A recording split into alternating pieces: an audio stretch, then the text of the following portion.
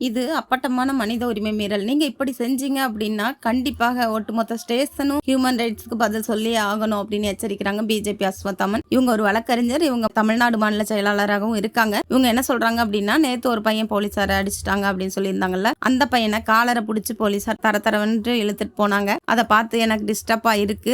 இன்னும் அந்த பையனை கொண்டு போய் காலக்கையை உடைக்கிறதோ அடிக்கிறதோ அந்த மாதிரி இருந்தீங்கன்னா அது மனித உரிமை மீறல். கண்டிப்பாக ஒட்டுமொத்த ஸ்டேஷனும் ஹியூமன் ரைட்ஸ்க்கு பதில் சொல்லியே ஆகணும். அதே மாதிரி டிவிக்கு அரசுக்கும் கோரிக்கை வைக்கிறாங்க. என்ன அப்படின்னா, அவங்களோட கூட்டணியில தான் இருக்காங்க விடுதலை சிறுத்தைகள் கட்சி. திருமாவளவன் அவருக்கு பிறந்த நாள் அப்படிங்கறதுனால தான் ஏதோ போஸ்டர் வச்சிருக்காங்க. அதை அகற்றிட்டாங்களா யாரோ, அதற்கு தான் அவங்க மறியல் பண்ணிட்டு இருந்திருக்காங்க. அந்த நேரத்துல தான் இந்த பையன் போயிருக்கான், எனக்கு கொஞ்சம் வழி விடுங்க அப்படின்னு. அவ்வளவுதான் நடந்திருக்கு. அதற்கு போலீசார் என்னமோ சொல்லியிருக்காங்க. சொல்லிட்டு அந்த பையனை தள்ளி இருக்காங்க போ அப்படின்ட்டு. அதுக்கப்புறமா அடிச்சிருக்காங்க. அதுக்கு தான் திருப்பி அந்த பையன் அடிச்சிருக்கான். அதனால இவர் என்ன சொல்றாங்க அப்படின்னா, உங்க கூட்டணி கட்சியில இருந்துட்டு நீங்க உங்க கூட்டணி கட்சிக்காரங்க இந்த மாதிரி அட்ராசிட்டி பண்ணாங்க அப்படின்னா, பொதுமக்கள் யாராவது தட்டி கேட்டா இந்த மாதிரி போலீஸை வச்சு தட்டுவோம் அப்படின்னு சொன்னீங்க அப்படின்னா உங்களோட இமேஜ் தான் கெட்டு போகும். அதனால கண்டிப்பாக டிவிக்கு அரசு சீரியஸாக எடுத்துக்குங்க.